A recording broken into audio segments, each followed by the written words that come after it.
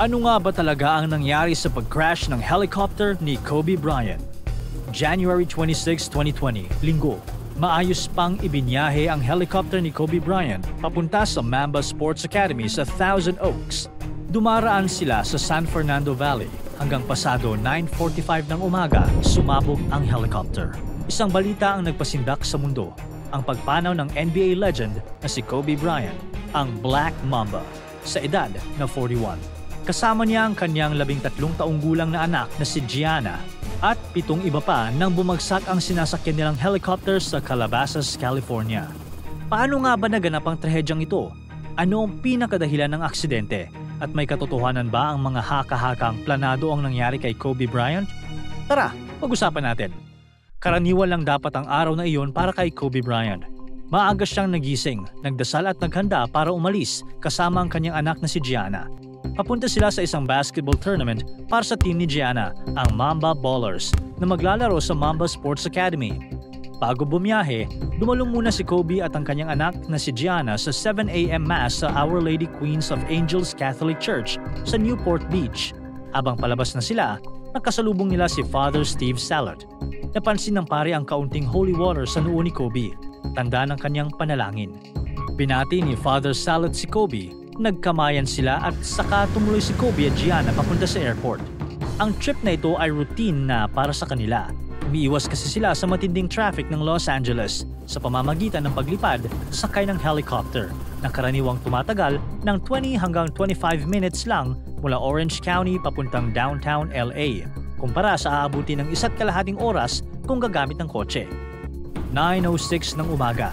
Ang Sikorsky S-76B helicopter na may registration number N72EX ay umalis sa John Wayne Airport sa Orange County. Kasama ni Kobe at Gianna sa eroplano ang kanilang mga kaibigan at teammates, sina Alisa Altobelli at Peyton Chester. Kasama ang kanilang mga magulang na sina John at Carrie Altobelli at Sarah Chester. Kasama rin nila ang assistant coach na si Christina Mauser. Ang piloto ng helicopter ay si Ara Zubayan, isang veteran pilot at paboritong piloto ni Kobe. Si Ara ay may mahigit 8,000 hours ng flight time at nagsilbing chief pilot ng Island Express Helicopters. Masama ang panahon ng umaga na iyon.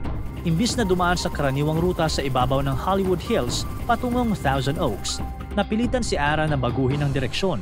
Sinundan nila ang Interstate 5, isang highway sa bilis na humigit kumulang 150 knots o 275 kilometers per hour.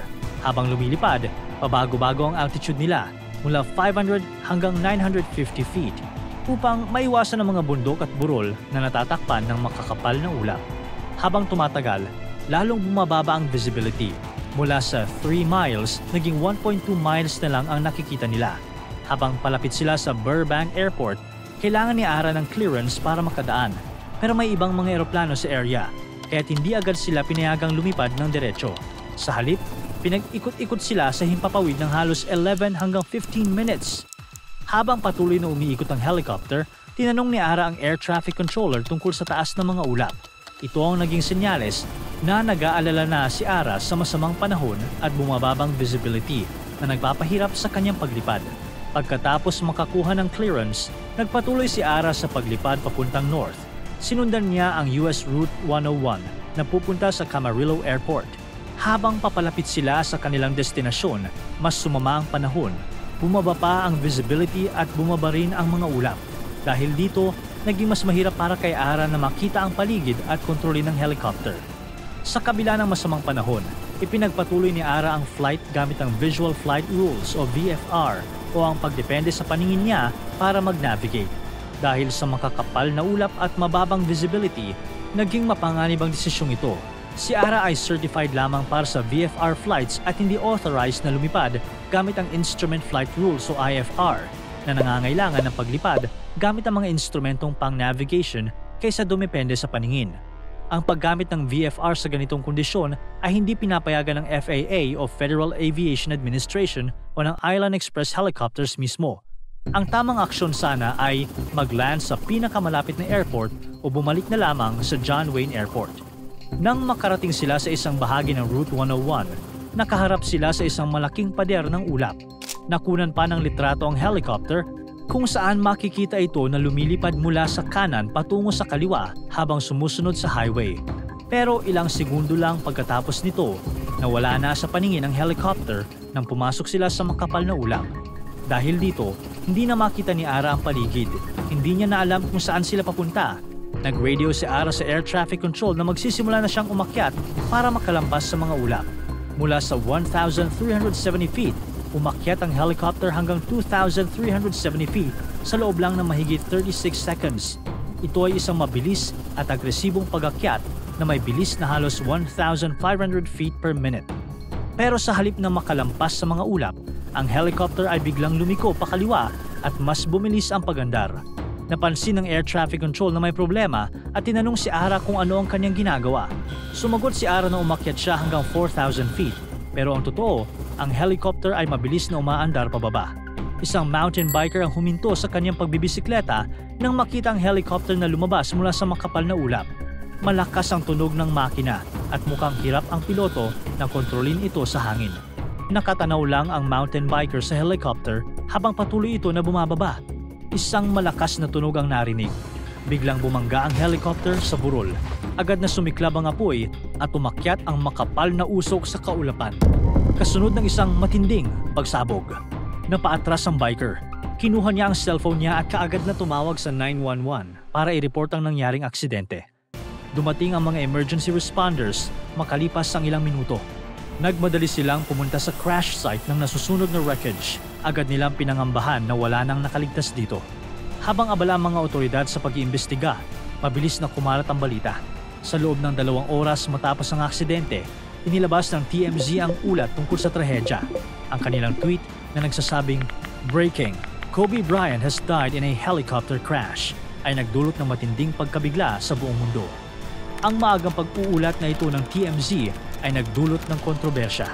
Pinuna ng mga otoridad ang tabloid dahil sa kanilang mabilis na pag-report bago pa man masabihan ang mga pamilya ng mga biktima. Ito ay itinuturing na walang paggalang sa mga namatay at sa kanilang mga mahal sa buhay. Pero ano nga ba talaga ang nangyari sa helicopter na sinasakyan ni Kobe Bryant? Ano ang tunay na dahilan ng pagbagsak at pagsabog nito? Naubusan ba ito ng gasolina? O may problema sa makina? Maaari kayang may mas malaking tao o grupo sa likod ng trahedyang ito? May mga conspiracy theory tungkol sa pagkamatay ni Kobe Bryant sa helicopter crash. Isa sa mga pinakasikat ay ang tungkol sa farewell party ni Diddy para kay Kobe, isang buwan bago ang aksidente. Ayon dito, ang 50th birthday party ni Sean Diddy Combs noong December 2019 ay di umano'y isang farewell party para kay Kobe. May mga nagsasabi na baka may kinalaman si Diddy sa pagkamatay ni Kobe dahil sa mga sinasabing illegal activities sa party niya na maaaring alam ni Kobe. Pero walang ebidensya na sumusuporta sa teoryang ito. Isa pang conspiracy theory ang lumutang. May kaugnayan daw umano ang aksidente sa legal battle ni Kobe sa trademark ng Black Mamba. Ayon sa teorya, si Kobe ay nakikipaglaban sa pharmaceutical company na High-Tech Pharmaceuticals dahil sa paggamit nito ng pangalang Black Mamba Hyper Rush para sa kanilang diet pills. Sinasabi nilang ang aksidente ay planado para maibasura ang kaso. Di umano'y hinire nila si Ara, ang piloto ng helicopter, para pasabugin ito. Gayunpaman, walang ebidensya na sumusuporta sa haka-hakang ito. Sa katunayan, sa loob ng ilang taon, si Ara ay naging higit pa sa simpleng piloto para kay Kobe. Ang kanilang profesional na ugnayan ay unti-unting naging malapit ng pagkakaibigan. Tuwing kailangan ni Kobe ng helicopter ride, si Ara ang kanyang unang tinatawagan. Kaya't kahit wala si Kobe, pinapayagan niya si Ara na maghatid at magsundo sa kanyang pamilya. Nagpapakita ito ng pagtitiwala ni Kobe sa kakayahan at integridad ni Ara. Sa mga taong nagdaan, naging karaniwan nang makita sina Kobe at Ara na magkasama sa loob at labas ng helicopter. Kaya imposible na intentional na ipapahamak ni Ara ang isang malapit na kaibigan. Kaya kaagad nang nagsimula ang investigasyon ng National Transportation Safety Board o NTSB. Ang mga investigador ay gumugol ng ilang araw sa pagkolekta ng lahat ng piraso ng wreckage mula sa burol ng kalabasas. At ikinagulat nila ang kanilang mga natuklasan. Una, hindi naubusan ng gasolina ang helicopter. Malaki ang naging pagsabog at malawakang thermal damage sa buong crash site, kaya imposible ito. Pangalawa, tiningnan nila ang posibleng pinsala sa mga rotor o makina. Pero wala silang nahanap na magpapahiwatig ng pinsala sa rotor o machine failure. Ang autopsy reports ay nagpakita na ang lahat ng 9 victims ay namatay agad dahil sa blunt trauma. Ayon kay Juan Carillo, Senior Deputy Medical Examiner, ang mga pinsalang ito ay rapidly, if not instantly fatal. Ang NTSB ay nagsagawa ng isang comprehensive investigation na tumagal ng halos 1 taon. Sa kanilang final report, sinabi nila na ang pangunahing dahilan ng aksidente ay ang desisyon ng piloto na ituloy ang flight sa kabila ng masamang panahon. Sabi ng NTSB, si Ara ay nakaranas ng spatial disorientation o the leans, isang phenomenon kung saan nalilin lang ang inner ear ng piloto. Dahil dito, inakala niyang ang helicopter ay lumilipad ng tama at diretso. Pero ang totoo, ito ay bumababa at lumiliko pakaliwa. Ang ganitong kondisyon ay karaniwang nangyayari sa mga piloto na umaasa lamang sa kanilang pakiramdam sa halip na gumamit ng mga instrumento tulad ng altitude indicator, lalo na sa mababang visibility gaya ng makapal na ulap at fog noong araw na iyon. Sinabi ng NTSB na si Ara ay gumawa ng poor decision na lumipad sa excessive airspeed, mga 160 miles per hour sa isang lugar na may low visibility. Nawalan siya ng kakayahang kontrolin ng helicopter matapos mawala ng visual contact sa kalupaan. Bukod dito, sinabi ng NTSB na si Ara ay maaaring nakaranas din ng tinatawag nilang self-induced pressure para tapusin ang flight sa kabila ng masamang visibility dahil gusto niyang bigyan ng satisfaction ng kanyang kliyente na si Kobe. Kinumpirma rin nila na negatibo si Ara sa ipinagbabawal na gamot, alcohol at kakulangan sa tulog. Ang NTSB ay nagsabi rin na ang helicopter ay hindi nilagyan ng Terrain Awareness and Warning System o TAWS, isang device na nagbibigay ng babala kapag ang eroplano o helicopter ay delikado ng babangga. Bagamat hindi ito required ng FAA para sa ganitong uri ng helicopter, sinabi ng NTSB na ito ay maaaring makatulong sana sa kanila. Ang trahedyang ito ay nagdulot ng maraming pagbabago sa industriya ng aviation. Ang FAA ay nag-issue ng mga bagong regulasyon para sa charter flights at maraming kumpanya ang nag-install ng TAWS sa kanilang mga helicopter kahit hindi ito required. Ang biglaang pagpanaw ni Kobe Bryant, isang 18-time NBA All-Star champion, ay isang malaking kawalan sa mundo ng basketball. Ang masakit pa, pumanaw rin ang kanyang anak na si Gigi, na sinasabing may malaking potensyal sana na magtagumpay sa larangan ng basketball, tulad ng kanyang ama. Kasama sa mga pagluluksa ang pagkawala ng kanilang mga kasama, kabilang ang piloto nilang si Ara Zubayan. Ang trahedyang ito ay nangyari bago pa tuluyang kumalat ang COVID-19, kaya't ang 2020 ay naging taon ng matinding pagsubok at pagluluksa para sa marami. Isang matinding paalala sa atin na ang buhay ay maaaring magbago sa isang iglap. Para tuloy-tuloy ang saya at kwentuhan, huwag kalimutan mag-subscribe sa Bubbly YouTube channel at pindutin ang notification bell.